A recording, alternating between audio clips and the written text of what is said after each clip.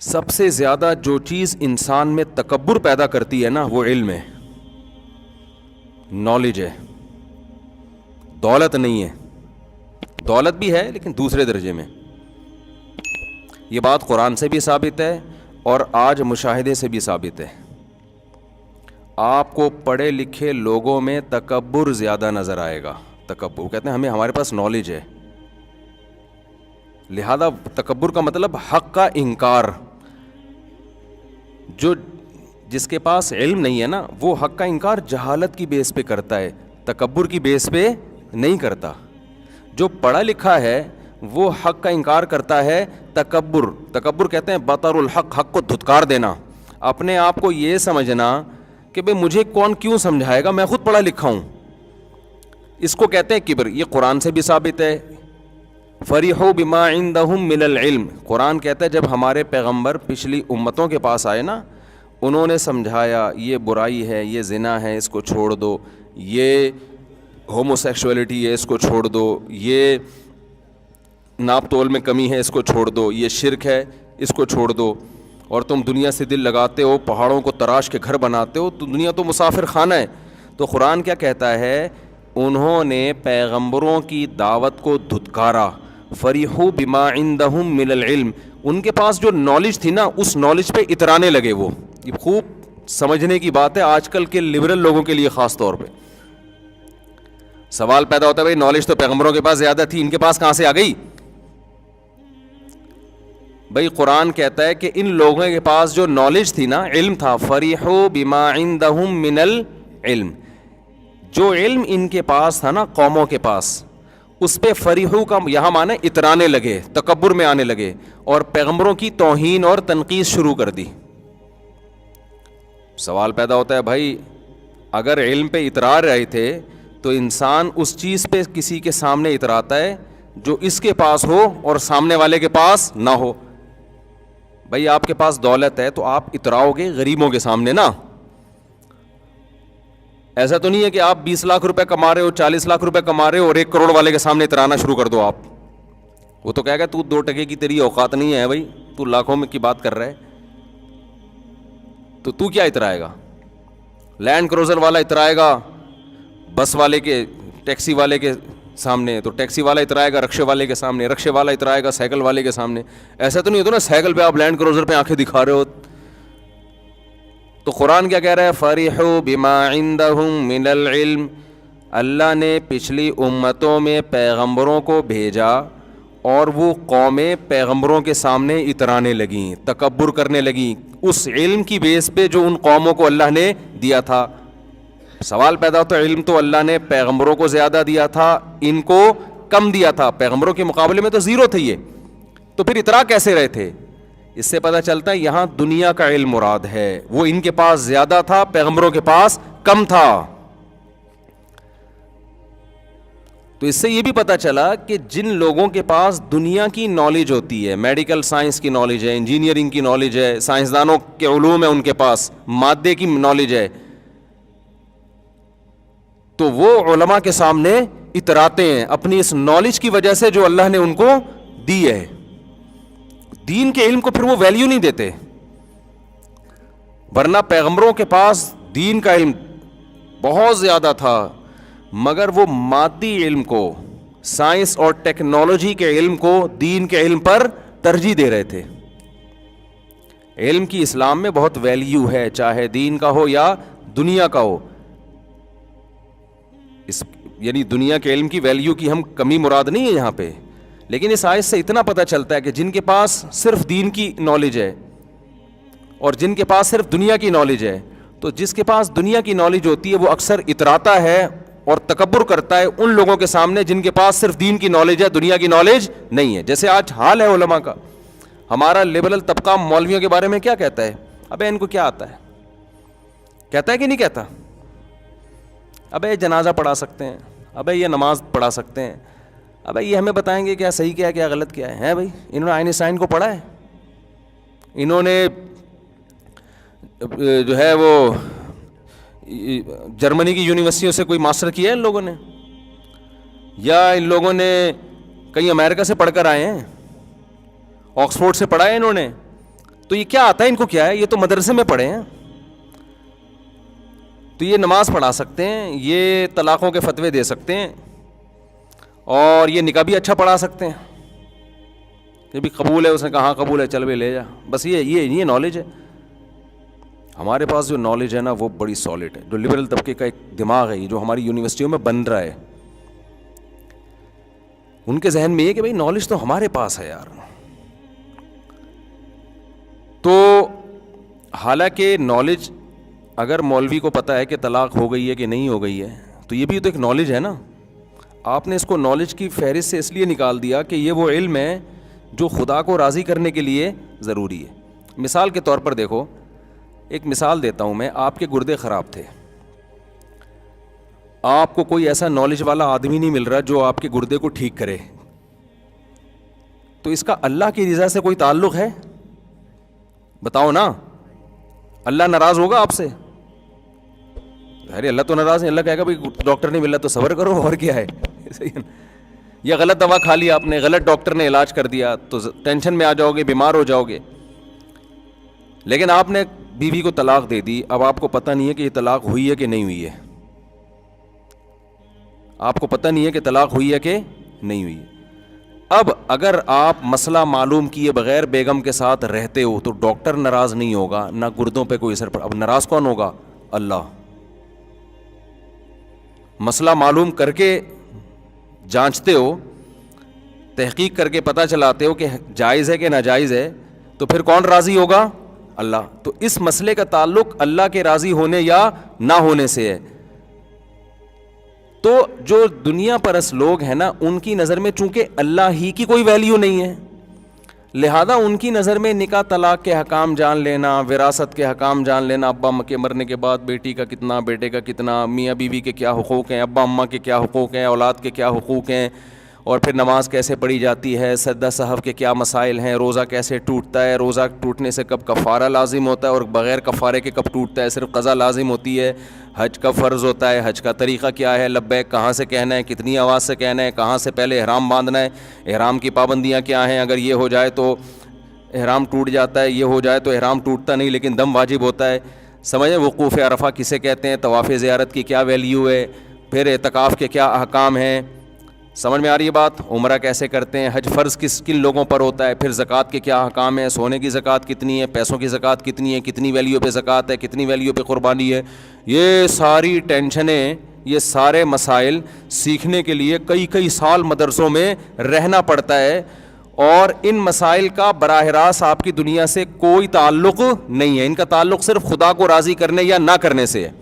تو پیغمبر جو علوم لے کر آیا کرتے تھے ان کا تعلق کس سے تھا؟ اللہ سے. تو دنیا پرست لوگوں کی نظر میں چونکہ اللہ کی کوئی ویلیو نہیں ہے، لہذا جو اللہ کے راضی کرنے کے علوم کو جانتا ہے اس کی بھی کوئی ویلیو نہیں ہے. وہ جانتے ہیں کہ یار یہ جو بزنس کا یہ طریقہ ہمیں آتا ہے، یہ مولویوں کو نہیں آتا. ہمیں گردے سے پتھری نکالنا آتی ہے، مولویوں کو نہیں آتی، علماء کو نہیں آتی. ہمیں جناب گنجے کے سر پہ بال کیسے نکل آئیں یہ ہم سے پوچھو، یوٹیوب پہ چینل ملیں گے آپ کو، گنجے کے سر پہ بال کیسے نکل آئیں. اور کمال ہے کہ علماء بھی اس کو زیادہ سن رہے ہوتے ہیں، مولویوں کو کم سن رہے ہوتے ہیں. یعنی کیونکہ یہ تو ہر ایک کا مسئلہ ہے نا، سر سے بال، گنجے کے سر پہ بال کیسے نکلیں.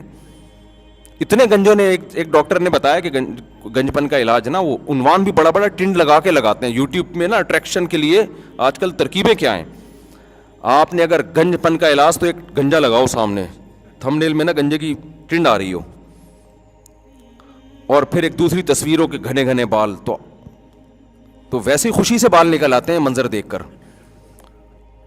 تو ہر چیز پہ ریسرچ ہو رہی ہے، ایٹم پہ ریسرچ ہو رہی ہے، سائنس کے بیسیوں ٹاپک ہیں، بیسیوں ٹاپک. ہر ٹاپک کی ہماری سوسائٹی میں قدر ہے.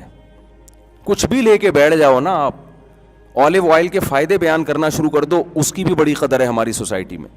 لیکن جو ہمارے لوگ، جو دین سے دور لوگ ہیں، جو ترقی کی صبح و شام رٹ لگاتے ہیں، ان کی نظر میں جس علم کی بالکل کوئی ویلیو نہیں ہے وہ علم جس سے خدا راضی ہوتا ہے. اور یہ علم کون لے کر آتے ہیں؟ بولو، پیغمبر یہ علوم کو لاتے ہیں. تو قرآن کیا کہتا ہے؟ جب بھی پچھلی امتوں میں ہم نے کسی پیغمبر کو بھیجا فریحوا بما عندهم من العلم، تو ان قوم کے پاس جو نالج تھی نا، اس نالج کی بیس پر وہ پیغمبروں کے سامنے اترانے لگے، تکبر کرنے لگے. کیا مطلب تمہیں آتا کیا ہے؟ آتا تو ہمیں سب کچھ ہے.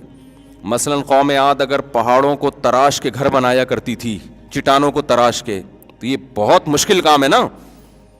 اچھا یہ سمجھ لو کہ جتنا ہم پرانے لوگوں کو بیوقوف سمجھتے ہیں نا سائنس اور ٹیکنالوجی میں مانتا ہوں کہ آج سائنس نے بہت ترقی کی ہے، لیکن اتنے بیوقوف نہیں تھے جتنے ہم سمجھ رہے ہیں ان کو. صحیح ہے نا؟ یہ ذہن میں رکھیں. یہ بات قرآن سے بھی ثابت ہے کہ پہلے زمانے میں بھی بہت ترقی کی ہے انسان نے، پھر تباہیاں آئی ہیں جس سے دوبارہ تنزل ہوا، یہ کئی بار اوپر نیچے گیا ہے انسان، کلابازیاں کھائی ہیں. احرام مصر دیکھ لو آپ، آج تک دنیا حیران ہے کہ یہ بنا کیسے بھائی. اور لاشوں کو محفوظ رکھنے کے طریقے، اس زمانے میں علاج بھی تھے. بعض حکیموں کی دوائیاں ایسی ہیں 1,500-2,000 سال پرانے نسخے ہیں، 2,000 سال گزر گئے، اب تک وہ ان بیماریوں میں فائدہ دے رہی ہیں. وہ 2,000-3,000 سال پرانی دوائیں بھی ہیں. کبھی چھاؤں میں بیٹھیں گے تو بتاؤں گا انشاءاللہ. خمیرہ گاؤ زبان کھا لیا کریں صبح صبح، بڑی دماغ کو طاقت دیتا ہے. اور استو خدوس کو تو میں کئی دفعہ بتا چکا ہوں، سر سے نزلہ نکالتی ہے، ٹھیک ہے نا. ابھی تک تو یہ صدیوں پرانی، تو بہت پہلے. بیاض کبیر میں نے بتایا نا کتاب ہے، آپ حکیم پتہ نہیں کون سے حکیم تھے انڈیا کے، حکیم اجمل تھے کون سے تھے، آپ اس کتاب کو پڑھیں آپ حیران ہو یار اس زمانے میں لوگوں نے کیا کیا تحقیقات کی ہیں، کیا کیا. یعنی وہ جو قدیم مختلف بیماریوں کی دوائیں ہیں، وہ کیا جنگلوں میں جڑی بوٹیاں بھی بیٹھے رہتے تھے کیا وہ لوگ. تو اتنا بے وقوف پرانا انسان نہیں تھا جتنا ہم اس کو سمجھتے ہیں، اتنا نہیں تھا. تو اللہ تعالیٰ نے، میں یہ عرض کر رہا تھا کہ پچھلی امتوں کو قرآن کہتا ہے ہم نے تباہ و برباد کیا، کیونکہ وہ پیغمبروں کے مقابلے میں جو آ کے کھڑے ہوئے نا، تو اللہ نے جو ان کو نالج دی تھی اس نالج کی وجہ سے انہوں نے پیغمبروں کو کمتر سمجھنا شروع کر دیا. یہ نہیں دیکھا کہ یہ بلا کس کی طرف رہے ہیں. پیغمبر تو سفیر ہوتے ہیں نا، سفیر کی اپنی حیثیت نہیں ہوتی، سفیر کی ویلیو اتنی زیادہ ہوگی جس کا وہ سفیر ہوگا. سب سے زیادہ ویلیو کس کی ہے؟ خدا کے سفیر کی. تو وہ کہہ رہے ہیں کہ ہم اللہ کے طرف سے پیغام لے کر آئے ہیں، ہماری اپنی کوئی بات نہیں ہے. اس چیز کو نہیں دیکھ رہے بلکہ ان کی ذاتی حیثیت کو دیکھ رہے ہیں کہ ہمیں تو بیماروں کا علاج کرنا بھی آتا ہے، ہمیں تو چٹانوں کو بہترین خوبصورت انداز سے ہم تراش خراش کے اس میں ایک بڑا زبردست خوبصورت محل تعمیر کر لیتے ہیں، ہم تو یہ کر لیتے ہیں، ہم تو یہ کر لیتے ہیں. آپ کو کیا آتا ہے؟ حضرت مولانا طارق جمیل صاحب نے ایک واقعہ سنایا بہت پرانا، کہ اس زمانے میں فوج کے کوئی بہت بڑے آفیسر تھے، کوئی بڑے لبرل ٹائپ کے تھے. تو مولانا کی ان سے ملاقات ہوئی نا، کوئی بیان تھا فوجیوں میں، تو مولانا کی ملاقات ہوئی. تو وہ بہت بڑا آفیسر تھا، میں نام نہیں لوں گا، مناسب نہیں ہے کسی کا نام لے کے رد کرنا. تو اس نے مولانا سے پوچھا کہ آپ کیسے اس فیلڈ میں آئے، مولانا کیسے بنے آپ؟ انہوں نے بتایا کہ میں تو میڈیکل سائنس میں پڑھ رہا تھا، ڈاکٹر بن رہا تھا، تو پھر میں رائے ونڈ والے آئے، تبلیغ والے گشت کر کے لے گئے، تو میں نے کہا چلو عالم بنتا ہوں. تو اس نے تھوڑا سا نا تنزیہ کہا کہ ڈاکٹر ہی بن جاتے اچھا تھا یار. ٹھیک ہے نا، ایسے تنزیہ کہا کہ یار ڈاکٹر بن جاتے. بات سمجھ میں آ رہی ہے؟ ڈاکٹر بن جاتے یار، کوئی کام آتے لوگوں کے. ابھی کیا ادھر بیان کیا ہے یوں ماں باپ کے حقوق اور بیوی کے حقوق اور مسکرا کے بات کرنے کے فضائل، یہ ان ٹاپک کو لوگ سمجھتے ہیں یہ بالکل کیا ہیں، یہ انتہائی فضول. ابھی جنازہ ونازہ کوئی دعا کروا لے گا، مولوی صاحب میرے ابا بیمار ہیں، مولانا طارق جمیل صاحب آپ کائنڈلی ان کے لیے دعا کریں. تو آپ ڈاکٹر بنتے کتنے اونچے ڈاکٹر ہوتے، آج آپریشن کر رہے ہوتے یہ ہارٹ کا، اور جناب اس کے گردے وردے سیٹ کر کے، یعنی تھوڑے سے کسی کے گردے خراب، کسی کو کوئی مسئلہ، وہ کتنا ایک خدمت ہوتی ہے نا انسانیت کی. تو یقیناً ڈاکٹر بننا بھی بہت بڑی فضیلت کی بات ہے اگر اللہ کی رضا کے لیے ہو. لیکن مجھے اس وقت میں نے واقعہ سنا تھا کئی سال پہلے، تو لیکن حقیقت یہی ہے کہ بات اصل میں یہ ہے کہ وہ یہ سمجھتا ہے کہ خدا کی طرف لوگوں کو بلانا کوئی کام ہے ہی نہیں. اب مولانا طارق جمیل صاحب ڈاکٹر بن جاتے، میں سمجھتا ہوں ہزاروں انسانوں کی جان بچا لیتے، ایماندار ہوتے وہ، لیکن ایک انسان کو بھی جہنم کی آگ سے بچانے والے نہ ہوتے. ہزاروں انسانوں کی جان تو بچا لیتے، یہ بھی ثواب کی بات ہے، لیکن شاید کوئی ایک آدمی بھی ایسا نہیں ہوتا جو ان کی وجہ سے جہنم کی آگ سے بچا ہوتا. اب نہ ان لبرل طبقے کی نظر میں جہنم کی کوئی حیثیت ہے، نہ جنت کی کوئی حیثیت ہے، نہ یہ اللہ میاں کو لفٹ کراتے ہیں. تو لہٰذا ان کی نظر میں تو گردوں کی ویلیو ہے کہ گردے ٹھیک کر دیے مولانا طارق جمیل صاحب, گردوں کے اسپیشلسٹ بن کے, ہارٹ اسپیشلسٹ بن کے لوگوں کے بہت سے بیماروں کا علاج کر دیا. تو وہ اس کو تو دیکھ رہے ہیں انسانیت کی خدمت. کسی انسان کو جہنم کی آگ سے بچا لینا, اس خدمت کو دنیا دار طبقہ خدمت کا نام دینے کے لیے تیار نہیں ہے. تو اس نے نا بڑی توہین سے کہا کہ یوں کر لیتے یار. مولانا نے مجھے نہیں پتا کیا جواب دیا انہوں نے, وہ تو مسکرا کے جو نکل جاتے ہیں. تو ہاں مولانا نے جواب یہ دیا کہ اگر میں ڈاکٹر بن جاتا نا تو آج آپ میرے سامنے ایسے تمیز سے نہ بیٹھے ہوتے. آپ یہ میں اپنے الفاظ میں مولانا کی بات نقل کر رہا ہوں, مولانا نے تو پتہ نہیں کیا کہا ہوگا, لیکن مجھے مفہوم یاد رہ گیا کہ اگر میں ڈاکٹر بن جاتا تو آج جو آپ اتنے سارے لوگ میرے سامنے بیٹھے ہوئے میری بات سن رہے ہیں یہ نہ ہوتا. مطلب یہ کہ اللہ نے دنیا بھی دے دی ہمیں, جو آپ سمجھ رہے ہیں نا کہ دنیا میں وہ زیادہ ترقی کرتے. تو یہ خوب اچھی طرح ذہن میں رکھیں. دیکھو اللہ کی نظر میں, دیکھو قرآن یہی تو سمجھانا چاہ رہا ہے, اللہ کی نظر میں سب سے زیادہ ویلیو کس کی ہے بھائی؟ اللہ کی ہے, گردوں کی نہیں ہے. نہ آپ کے گنجے کے سر پہ بال نکلنے کی اللہ کی نظر میں کوئی اتنی ویلیو ہے, نہ ہارٹ اٹیک سے اگر کوئی ڈاکٹر بچا لیتا ہے اس کی وہ ویلیو ہے. یہ سب دنیا کی چیزیں ہیں, ان کی بھی ویلیو ہے. تبھی تو قرآن کہہ رہا ہے نا کہ اگر ایک انسان کی جان بچاتے ہو لاکھوں کی جان بچائے, فضیلت ہے. سب سے پہلے کون ہے؟ اللہ کہتے ہیں مجھے راضی کیا تو پھر ہے, نہیں کیا تو ایسی کی تیسی, جاؤ جو مرضی کرو تم. سورہ فرقان کی جو آخری آیت ہے نا وہ ذہن میں بٹھا لیں. قرآن کہتا ہے قل ما یعبأ بکم ربی لولا دعاؤکم. اے نبی ان سے آپ کہہ دیجئے کہ رب تمہاری کیوں پرواہ کرے گا اگر تم اس کو نہیں پکارتے ہو, اس کی رضا کی فکر میں نہیں رہتے ہو تو اس کو پھر تمہاری کیا پرواہ ہے اس کو. یعنی تمہاری نظر میں اگر اللہ کے علاوہ باقی چیزوں کی ویلیو ہے تو پھر اللہ کی نظر میں بھی تمہارے علاوہ باقی چیزوں کی ویلیو ہے. اس آیت کا اصل مفہوم یہ ہے کہ اگر تم اللہ کو اپنی ڈکشنری سے نکالتے ہو نا, اس کو راضی کرنے کی تمہاری نظر میں وہ ویلیو کوئی ویلیو نہیں ہے, تو پھر اللہ کی نظر میں بھی تمہاری کوئی ویلیو ما یعبأ بکم ربی, کہ میرے رب کو پھر تمہاری بھی کوئی پرواہ نہیں ہے. پھر آپ بڑے بنیں گے انسانوں کی نظر میں, آپ نے جس کا علاج کیا وہ تھینک یو کرے گا, آپ کی عزت کرے گا, رسپیکٹ دے گا آپ کو, لیکن اللہ سے کوئی توقع نہ لگائیں آپ. تو اب میں اصل بات کی طرف آتا ہوں. جو تکبر ہے نا, تکبر, اس میں سب سے بڑی چیز کیا ہے؟ علم. پچھلی امتوں سے بھی ہمیں پتہ چلتا ہے, اور دنیا کا علم خاص طور پر. دنیا کا علم وہ کیا پیدا کرتا ہے آہستہ آہستہ انسان کے اندر؟ تکبر. لہذا اسلام ایجوکیشن کی یہ تعلیم کے خلاف نہیں ہے, لیکن جو علم حاصل کر رہا ہے نا اس کو چاہیے کہ اپنی اوقات کو بار بار سمجھتا رہے. وہ اوقات کو افسوس کے ساتھ کہنا پڑتا ہے. ہمیں یاد ہے پہلے زمانے میں جب بھی کوئی اچھمبے کی بات ہوتی, کوئی انسان کسی نئی چیز پر مطلع ہوتا تو اللہ کی حمد و ثنا ہوتی تھی, اللہ کی حمد و ثنا ہوتی تھی کہ یار کیسی خدا کی کوئی نئی چیز سائنس نے دریافت کی ہوتی ہے نا تو لوگ کہتے یار اللہ کی قدرت ہے. اور پہلے سائنسدانوں کا بھی یہی حال تھا. ہمارے فزکس کے ٹیچر تھے, انہوں نے ہمیں 10th کلاس میں نا ایک سائنسدان کا واقعہ سنایا گورے کا, کہ وہ کان پہ ریسرچ کر رہا تھا. کوئی سائنٹسٹ تھا, میڈیکل سائنس کا کوئی بہت بڑا سائنسدان تھا, کان پہ ریسرچ کر رہا تھا. وہ غیر مسلم تھا. تو جب اس نے کان کے پردے کو اسٹڈی کیا اور کیسے جو لہریں ہیں آواز کی وہ کان کے پردے سے ٹکراتی ہیں اور کیسے ایک خاص فریکوینسی کے ساتھ جب وہ ٹکراتی ہیں تو اس سے ہمیں آواز سنائی دیتی ہے, ایسے ایسے کر کے جاتی ہیں نا. وہ ہم پہلے تصویریں بنایا کرتے تھے, یہ جو بھی ہم بات کرتے ہیں نا یوں کر کے جا رہی ہوتی ہیں, جو جتنی تمیز سے جائیں گی اتنی سریلی آواز ہوگی, جتنی آڑی ترچی جائیں گی. ایک سادہ سا مجھے تو اتنا ہی یاد رہ گیا, تو یوں کر کے جائیں گے, وہ گلا پھاڑ پھاڑ کے کوئی اپنی بیگم سے بات کر رہا ہے بس سمجھ لو. اگر سائنسدان مجھ سے پوچھ کے کرتے نا کہ بھائی فریکوینسی کیا ہوتی ہے, یوں کب ہوتا ہے اور یوں تو میں کہ رپورٹ ٹیسٹ کرنے کی ضرورت نہیں ہے, بیوی سے بات کر رہا ہے تو یوں اور اگر کسی لڑکی کو پٹا رہا ہے تو بڑے تمیز سے نا جو فریکوینسی بنے گی نا آواز کی, جو لہریں پیدا ہوں گی وہ یوں بہت ایسے خوبصورت اسٹائل سے جائیں گی. وہ ایسا اسٹائل کہ لہریں خود اپنے اسٹائل پہ عاشق ہو جائیں.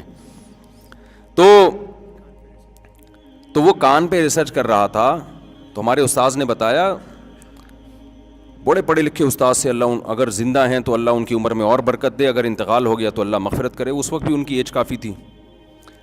تو وہ کہتے تھے کہ وہ سائنسدان تھا انگریز, اس نے جب کان پہ ریسرچ کی نا تو جب وہ مطلع ہوا کہ کیسے سونا اتنا پیچیدہ نظام ہے، تو وہ چیخ اٹھا اور کہنے لگا کہ خدا واقعی سمیع اور علیم ہے، خدا واقعی سننے والا اور جاننے والا ہے۔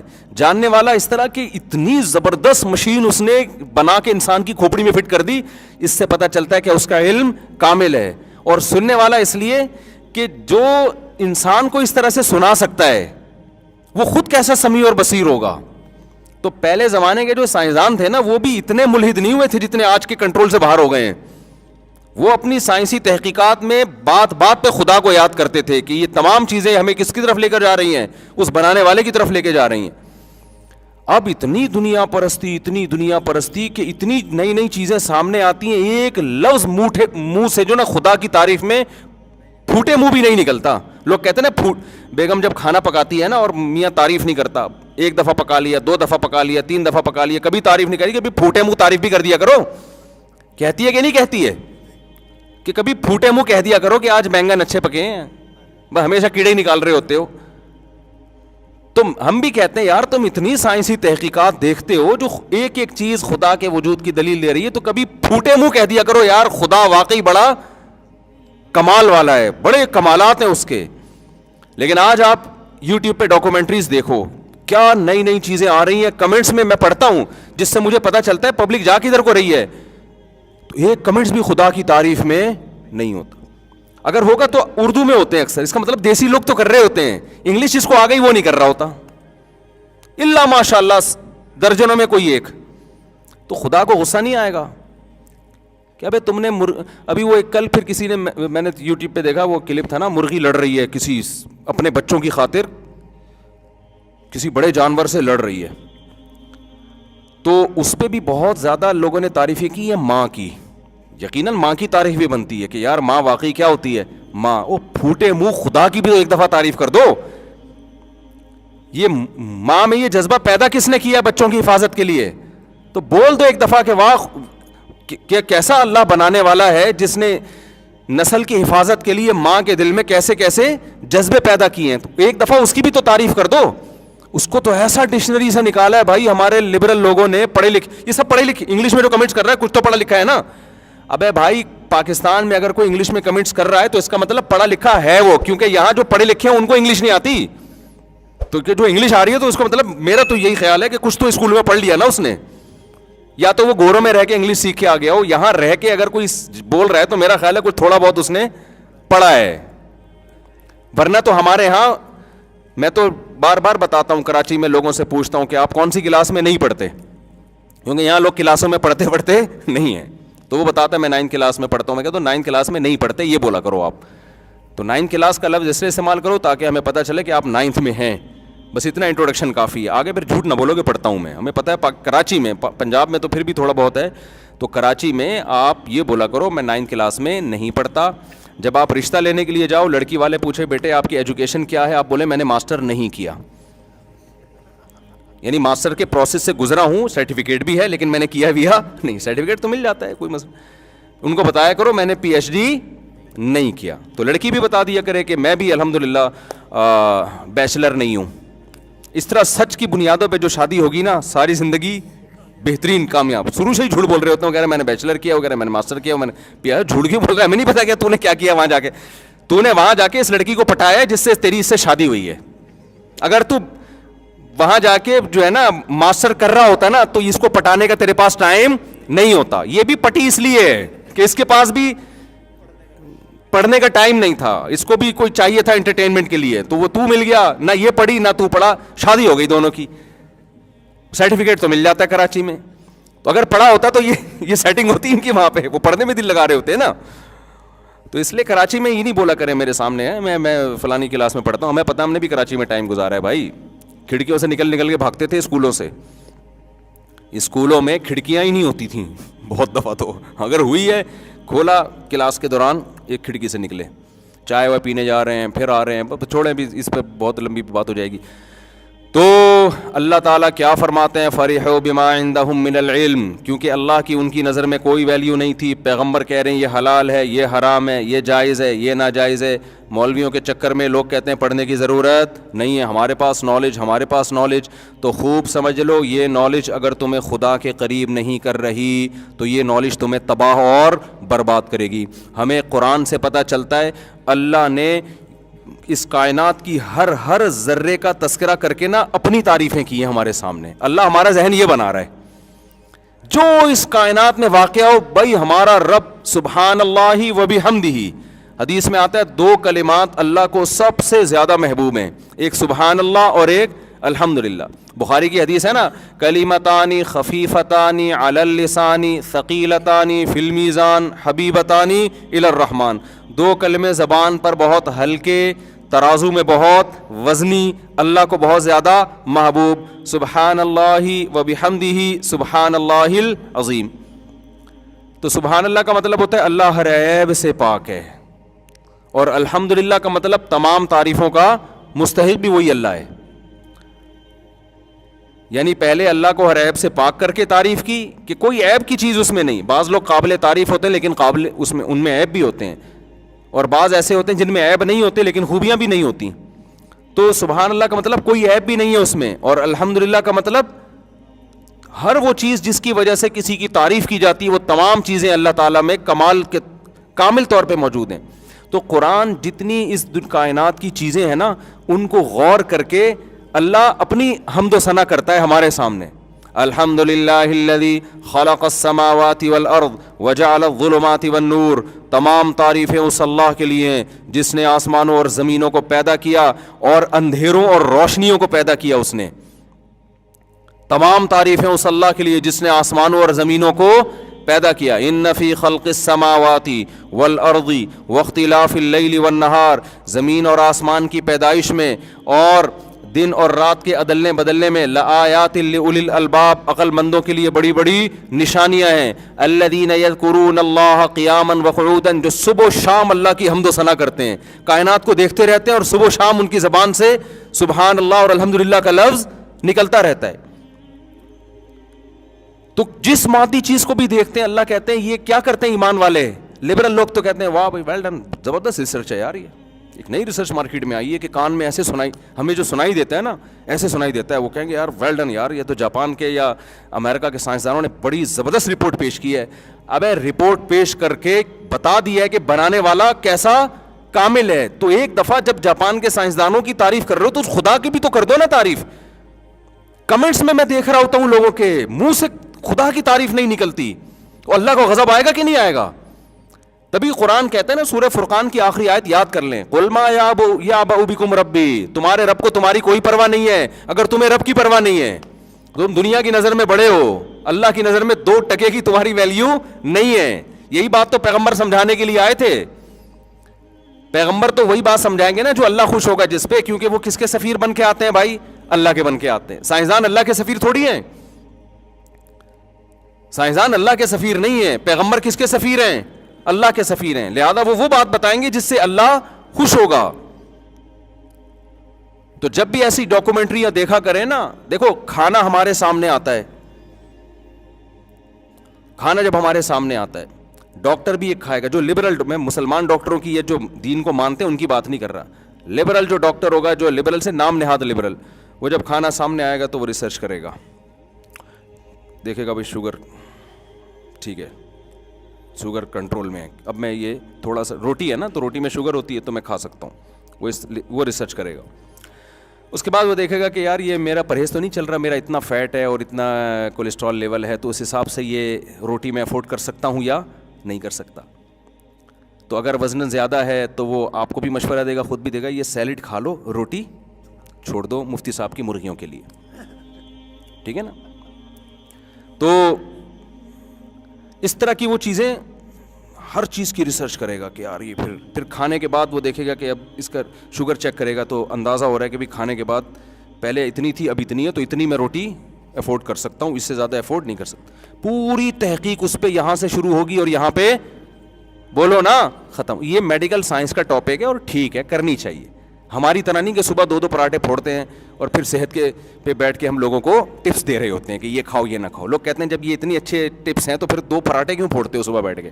ہم کہتے ہیں گورنمنٹ نے اچھی باتیں کرنے پر پابندی نہیں لگائی ہے, باقی پراٹھے چھوڑنا آسان نہیں ہے بھائی, ہم سے نہیں چھوٹتے بھائی, سیدھی سی بات ہے. تو بات تو وہی کریں نا جو اچھی سیدھی سی بات ہے. ایک دن کیا ہوا, میں نے بڑے فضائل سنائے, دوپہر کھانے کا ٹائم تھا, میں نے کہا بھائی دیکھیں لو کارب ڈائٹ لینی چاہیے, اور ایکچولی یوں کر کے نا اتنے میں بریانی آئی اور کھایا. ہم نے کہا چلو بسم اللہ کرو. انہوں نے کہا یار ابھی کیا لو کا, میں نے کہا لو ٹوپی ڈرامہ تھوڑی دیر کے لیے سائڈ پہ رکھو, ٹھیک ہے نا, وہ باتیں صحیح ہیں, ابھی کھاؤ پھر بھوک لگ رہی ہے, اس کے بعد سوچیں گے کیا کرنا. اللہ بچائے یار, ایسے اچھا کام نہیں ہے یہ, لیکن خوشی کی بات نہیں ہے, لیکن بھائی کیا کریں ہم تو, اب اتنا بھی تو نہیں نا صحت کو مسلط کرنا نا کہ کھانے پینے سے ہی جائیں. اور ویسے بھی میرا وزن کہاں بڑھ رہا ہے یار, ہمارے تو ڈاکٹر سے پوچھا, انہوں نے کہا چلتا ہے آپ پہ پراٹھے چلتے ہیں ابھی. تو میں یہ کر رہا تھا, ڈاکٹر اس حوالے سے دیکھے گا کہ یار یہ ہے, اور کھانا ایکچولی کھانا چاہیے کہ نہیں کھانا چاہیے وغیرہ وغیرہ. اسلام ہمیں کچھ اور ہی دنیا میں لے کے جا رہا ہے.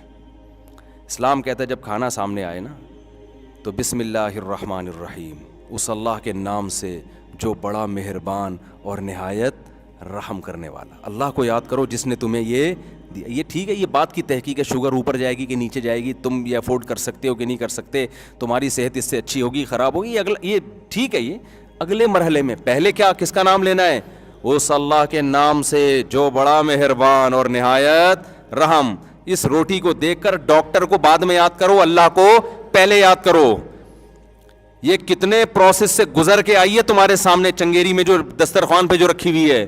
تمہارے رب نے آسمان سے بارشیں برسائیں, پھر زمین کے سینے کو پھاڑا اس نے, پھر اس سے نباتات پیدا کیے, پھر اس سے جانوروں کے لیے چارہ پیدا کیا اس نے. وہ کوئی گوشت رکھا ہوتا ہے ہمارے سامنے, کہیں آئل رکھا ہوا ہے, کہیں دیسی گھی رکھا ہوا ہے, کہیں مکھن رکھا ہوا ہے. ما کان لکم ان تنبتوا شجرہا, قرآن کہتا ہے تمہارے دم میں نہیں ہے کہ تم ان درختوں کو اپنے ہاتھوں سے پیدا کرتے. سارے کے سارے کام میں نے کیے. اگر میں آسمان سے بارش روک لوں اور زمین کے سینے کو پھاڑ کر تناور درخت پیدا کرنا چھوڑ دوں تو تمہارے ڈاکٹروں کی کولیسٹرول اوپر, یہ نیچے کی تحقیق جو ہے نا, یہ اپنے ساتھ قبر میں لے کے دفن ہو جائیں گے. یہ سب کے سب زیرو پہ آ جائیں گے, زیرو پہ آ کے کھڑے ہو جائیں گے. یہ ساری تحقیقات کی ایسی کی تیسی ہو جائے گی. تمہاری جو آج بڑے فنٹر بنے پھر رہے ہو کہ نئی ریسرچ آئی ہے, وہاں سے اس ریسرچ میں گوروں کی یہ ریسرچ ہے, کیلا کھانے سے آپ کا کارب اتنا اوپر جائے گا اور آپ کو پتہ نہیں پوٹاشیم ملے گا کہ میگنیشیم ملے گا. جو خدا کیلے پیدا کر رہے ہیں نا, پہلے کس کا حق ہے, اس کے بارے میں ریسرچ کرو. کیلے پہ رپورٹیں بعد میں پڑھو بیٹھ کے. بادام کھانے, اتنے بادام صبح نہار میں کھانے چاہیے, اتنے نہیں کھانے چاہیے, پھر بادام کیسے کھانے چاہیے, چھیل کے کھائیں یا بغیر چھیلے کھائیں. ٹھیک ہے بھائی, سب سے پہلے تو جس خدا نے یہ بادام کو پیدا, اس میں تیل کتنا نکلتا ہے جب آپ رگڑو اس کو, زمین کو کھود کے دیکھو تو تیل, بتاؤ تیل نکالنا آسان ہے زمین سے؟ امریکہ کی کمپنی آتی ہے تیل نکالنے کے لیے, ہزاروں فٹ کھودتی ہیں جا کے بڑے بڑے سائیں, پھر جا کے تیل نکلتا ہے. ورنہ زمین میں جب آپ کھودو تو گوبر, پانی, مٹی, تیل آپ کو زمین میں نظر نہیں آئے گا. لیکن اللہ فرماتے ہیں ینبت لکم بہ الزرع والزیتون, تمہارا رب اسی گوبر, پانی, مٹی کے ملاپ سے کھیتیاں بھی پیدا کرتا ہے, زیتون کا تیل بھی پیدا کرتا ہے, اور صبغ للآکلین, اور بہت سارے ایسے آئل پیدا کرتا ہے جو کھانے والوں کے لیے سالن کا کام دیتے ہیں. سارے اسی زمین سے پیدا ہو رہے ہیں بہت تھوڑے عرصے میں. چیزوں کو, ماہیتوں کو چینج کرتا ہے اللہ تعالیٰ. مٹی, گوبر اور پانی کے ملاپ سے کیا کیا نئی نئی قسم کی چیزیں پیدا ہو رہی ہیں, اور رگڑنے سے کیسا تیل نکلتا ہے ان کے اندر سے. کہاں سے آ رہا بھائی یہ؟ تو اس خدا کا بھی حق ہے کہ اس کو پوچھا جائے. تو آپ کو پیغمبر جو ہے نا, جو اللہ کے سفیر ہیں, ان کی ذمہ داری یہ نہیں ہے کہ وہ یہ بتائیں کہ یہ لو کارب ڈائٹ کھاؤ یا فل کارب ڈائٹ کھاؤ. ان کی ذمہ داری ہے جو بھی کھاؤ پہلے کیا ہے, بسم اللہ الرحمن الرحیم, اس اللہ کے نام سے جو بڑا مہربان ہے, چھوٹا مہربان نہیں ہے. بڑا کا مطلب سب کو کھلا رہا ہے, اور رحیم بہت زیادہ مہربان, کھلا بھی بہت رہا ہے وہ. رحمان اور رحیم کا فرق پتہ ہے نا کیا ہے؟ رحمان سب پہ رحمت, ساری مخلوق کو دے رہا ہے وہ, اور رحیم کا مطلب دے بھی تھوڑا نہیں رہا, بہت زیادہ دے رہا ہے, اتنا کرم کر رہا ہے ہمارے اوپر. آج ڈاکٹروں کی زندگی سے خدا نکل گیا. اور پھر کھانے کے بعد کیا ہے, کھانے کے بعد پھر فوراً ڈاکٹر کیا کہتے ہیں, اب ذرا چیک کرو کہ کتنی شوگر پہنچی ہے اس کی. وہی وزن بڑھ رہا ہے کہ نہیں بڑھ رہا. اللہ میاں نے کیا کہا, کھانا کھانے کے بعد کیا کہو, الحمدللہ الذی، تمام تعریفیں اس اللہ کے لیے ہیں، اطعمنا، جس نے ہمیں کھلایا، اگر وہ نہ کھلاتا تو ہم، کوئی ڈاکٹر نہ خود کھا سکتا تھا نہ کھلا سکتا. جتنی یہ سارے رزق بھی اللہ نے پیدا کیا، اور جو آج ہم کھانا کھا کے چبا رہے ہیں نا، یہ دانت بھی کس نے پیدا کیے؟ آپ جو ڈینٹسٹ ہے نا، وہ آپ کو بتائے گا کہ ان دانتوں کی ایج لمبی کیسے ہو سکتی ہے، یہ گرنے سے آپ کیسے بچا سکتے ہیں، ان کو کیسے صاف کیا جا سکتا ہے، اور ان میں کیلشیم کی کمی کیسے پوری کی جا سکتی، ساری رپورٹیں پیش کرے گا. ان سب رپورٹوں میں سب گھس گھس کے نا یوٹیوب پہ سرچ کر رہے ہوتے ہیں یار دانتوں کے بارے میں. لیکن ہمارا رب بتا رہا ہے کہ یہ جو تم نے نوالا کھا کے چبایا ہے نا، یہ دانت پہلے سے کس نے فٹ کر کے بھیجا ہے یہاں پہ؟ یہ نظام کس نے بنایا؟ یہ تو اللہ نے بنایا ہے. تو جس اللہ نے بنایا ہے اس کو بھول گئے، اور ڈینٹسٹ کو آپ نے یاد رکھا ہوا ہے کہ ڈینٹسٹ کے کیا مشورے ہیں کہ جی کھانا کھانے سے پہلے خلال کرنا ہے یا کھانا کھانے کے بعد خلال کرنا، دانت کھانا کھانے سے پہلے صاف کرنے یا کھانا کھانے کے بعد صاف کرنے. سمجھتے ہو کہ نہیں سمجھتے؟ لبرل طبقہ ان چیزوں میں بہت فنٹر ہوگا، اور مولویوں کے پاس عام طور پر ان چیزوں کی نالج نہیں ہوتی. وہ بیچارہ اپنے دانت خراب ہوں گے تو ڈاکٹر کے پاس جائے گا. اچھا میں تو جس ڈاکٹر کے پاس جاتا ہوں اس کے مجھے اپنے دانت اپنے سے زیادہ اس کے خراب لگ رہے ہوتے ہیں. اللہ ماشاء اللہ چند ڈاکٹروں کے جو میرا بیان سن رہے ہیں. تو میں نے کہا یار یہ تو ہمیں ان سے پوچھنا ہے کہ معذرت کے ساتھ کچھ ہیں. تو یہ سب چیزیں کچھ قدرتی بھی ہوتی ہیں، کوئی ڈاکٹر پہ اتنا مدار نہیں ہوتا ان چیزوں کا. تو اب کیا مسئلہ ہے کہ بھائی اللہ میاں کیا چاہتے ہیں؟ جب تم نے کھانا کھایا تو الحمدللہ الذی، تمام تعریفیں اس اللہ کے لیے. بھوک کس نے لگائی ہے؟ اللہ نے لگائی نا. وہ سارا سسٹم بھوک لگانے کا جو لگایا ہوا ہے وہ کس نے بنایا ہے؟ اللہ نے. الحمدللہ الذی، تمام تعریفیں اس اللہ کے لیے ہیں، اطعمنا، جس نے ہمیں کھلایا، وسقانا، جس نے ہمیں پلایا. اور سب سے مزیدار اگلا جملہ ہے، کھلاتا تو کافروں کو بھی ہے، پلاتا تو کافروں کو بھی ہے. وہ کھاتے ہیں ڈکار مار کے نکل جاتے ہیں، خدا کو یاد نہیں کرتے. وجعلنا مسلمین، ہمیں مسلم بنایا کہ کھانا کھانے کے بعد ہمیں اس کے شکر کی توفیق مل رہی ہے. کافر کو اللہ کے شکر کی توفیق نہیں ملتی. وہ کھاتا ہے ایک ہاتھ میں برگر، ایک ہاتھ میں کولڈ ڈرنک، کھائے گا پیے گا، اور اس کو جب کہا جائے کہ خدا ہے کھلانے والا تو وہ اس بحث میں الجھنا ہی نہیں چاہتا. کہتا ہے بھائی اپنا رستہ لو، تم یہ بتاؤ کہ تمہاری کوالیفیکیشن کتنی ہے. آپ بتائیں گے جی میں ڈاکٹر ہوں، میں اسٹمک کا اسپیشلسٹ ہوں. تو اچھا آپ مجھے بتاؤ کہ جو میں نے برگر کھایا اور کولڈ ڈرنک پی تو یہ میرے پیٹ کو نقصان تو نہیں دے گی؟ آپ سر اسٹمک کے اسپیشلسٹ ہیں نا آپ. اگر آپ بتائیں کہ بھائی میں تمہیں خدا کا حکم بتا رہا ہوں کہ یہ کھانے کے بعد اللہ کا شکر ادا کرو تو اس سے اللہ تم سے راضی ہوگا، تو کہیں اللہ کیا ہوتا ہے یار؟ اللہ راضی ہونے سے کیا پیسے ملیں گے؟ کیا ملے گا اللہ راضی ہونے سے؟ میں سمجھا پا رہا ہوں اپنی بات؟ تو دنیا میں دو ہی طبقے ہیں بھائی، ایک وہ جس نے اللہ کو اپنی ڈکشنری سے نکال دیا ہے، اور ایک وہ ہیں جو اللہ کو یاد رکھتے ہیں. پانی پینے سے پہلے یاد رکھتے ہیں، پانی پینے کے بعد یاد رکھتے ہیں. ہمارے حضرت مفتی رشید احمد صاحب رحمہ اللہ تعالیٰ فرمایا کرتے تھے، حالانکہ حضرت کو میڈیکل سائنس کا بھی بہت علم تھا، صحت کے حوالے سے بہت نالج رکھتے تھے. حضرت فرمایا کرتے تھے کہ جب مجھے بھوک لگنا شروع ہوتی ہے نا تو میں اس وقت سے اللہ کی نعمت کو سوچنا شروع کر دیتا ہوں کہ میرے رب کا مجھ پر کتنا بڑا احسان کہ وہ مجھے بھوک لگا رہا ہے. بہت سے لوگوں کو بھوک نہیں لگتی. بھوک لگنا بھی تو نعمت ہے نا. فرمایا پھر میں یہ سوچتا ہوں کہ بھوک لگنے کی وجہ سے جو کھانے کی طلب ہوئی، یہ طلب بھی ایک لذیذ چیز ہے. جب طلب پیدا ہوتی اور امید ہو کہ مل جائے گا. یہ پہلے زمانے میں جب دولہا کی شادی ہونے والی ہوتی تھی نا تو شادی سے پہلے بہت خوش ہوتا تھا وہ، ونس اپون اے ٹائم، کیونکہ زندگی میں کبھی اس نے کسی لڑکی کو دیکھا نہیں ہوتا تھا تو اس سے دن گزارنا مشکل ہوتا. اب ایسا ہوتا ہے کہ بہت سے آپ لوگوں کے علاوہ اب وہ ہے کہ شادی ہونے والی ہے، ٹھیک ہے ہو جائے گی. پہلے ایسے ہی ہم سلام دعا تھی، اب تھوڑا سا ایک روایتی انداز میں ہماری کیا ہو جائے گی. اس سلسلے میں حاضر ہوا ہوں میں. وہ ہے نا دولہا گیا بیوی دلہن کے پاس تو پہلی رات کہتا ہے میری کل آپ سے شادی ہوئی تھی، اس سلسلے میں حاضر ہوا ہوں، میں آپ سے ملاقات کے لیے آیا ہوں. تو جب انسان کو کوئی نعمت ملنے والی ہوتی ہے، طلب ہوتی ہے، تو اس طلب کا جس میں آپ کو پتا ہو کہ میری طلب پوری ہو جائے گی، میری چاہت پوری ہو جائے گی، اس کا اپنا ایک مزہ ہے یا نہیں ہے؟ تو فرمایا کرتے ہیں میں اس پہ بھی اللہ کا شکر ادا کرتا ہوں کہ اللہ مجھے بھوک لگ رہی ہے اور کھانا آنے والا ہے. مزہ آتا ہے کہ نہیں آتا انتظار میں؟ یہ بھی اللہ کی نعمت ہے. یہ احسان کون کر رہا ہے؟ دیکھو ایک لبرل ڈاکٹر تو اللہ کو لفٹ کرانے کے لیے تیار نہیں ہے بھائی، اس کا وہ شوگر میٹ لگا ہوا ہے اپنا کہ یار مجھے بھوک لگ گئی ہے، ایسا نہ ہو شوگر اور ہائی ہو جائے. اور اللہ والے کیا کر رہے ہیں بھائی؟ اس خدا نے ہم پہ یہ طلب پیدا کی. خدا ابھی سے ہمیں لذت دے رہا ہے کہ ابھی کھانے کے انتظار کی لذت. کہتے ہیں پھر جب کھانا سامنے آتا ہے تو پھر جو اس کی خوشبو آتی ہے اس کی ایک الگ لذت ہے. پھر جب اس کو چباتے ہیں, خوب چبا کے کھانے کو کھایا کرتے تھے, پا کے نگل لیا تو لذت, وہ ٹیسٹ تو ختم, تو خوب چباتے تھے اور چباتے ہوئے اس کی لذت کو محسوس کرتے تھے کہ یہ میرا رب مجھے کتنی بڑی نعمت دی ہے. اور پھر اس کو کھانے کے بعد جو ایک سکون ملتا ہے کہ بھائی بھوک ختم ہو گئی, اس بھوک کو ختم ہونے کے بعد ایک الگ لذت کے سکون مل گیا. پھر اس کے بعد مزے کی نیند آتی ہے انسان کو, وہ ایک الگ لذت. بھوکے پیٹ مزے کی نیند نہیں آتی انسان کو. تو کہا ایک کھانے میں صرف پھر اس کے بعد جو طاقت ملتی ہے باڈی کو, جب آپ کھانا کھا کے دوپہر کو خاص طور پر سوتے ہیں اٹھتے ہیں, کیسے باڈی میں انرجی ہوتی ہے کہ نہیں ہوتی. بھوکے رمضان میں مجھے یاد ہے نا, کراچی گرمیوں کے روزے تو بڑے سخت ہوتے ہیں, تو رمضان میں ہمیں یاد ہے کہ جب ہم جب کیلولا کر کے اٹھتے ہیں تو ایسے پاور ہوتی ہے نا باڈی میں, تھوڑا سا بس منہ دھو سستی دور ہو جائے تو بڑی طاقت. رمضان میں جب آپ 3-4 بجے اٹھو نا, ایسا لگتا ہے قبر سے مردے کو اکھاڑ رہے ہیں. گھر والے جب آپ کو اٹھا رہے ہوتے ہیں ایسا لگتا ہے قبر سے, اتنی بھوک سے حالت خراب ہوئی, اٹھا ہی نہیں جاتا.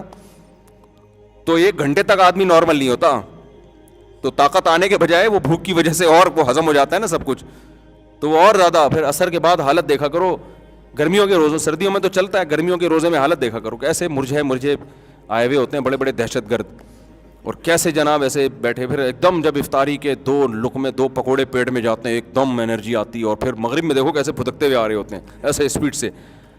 تو فرمایا کرتے تھے پھر اس کھانے سے جو جسم میں طاقت ملی ہے اس کو سوچتا ہوں کہ میرے رب نے مجھے یہ طاقت دی. اور مسلمان ایک اور چیز بھی سوچتا ہے کہ یہ سب کچھ سوچنے کی بھی توفیق دی اس اللہ نے مجھے.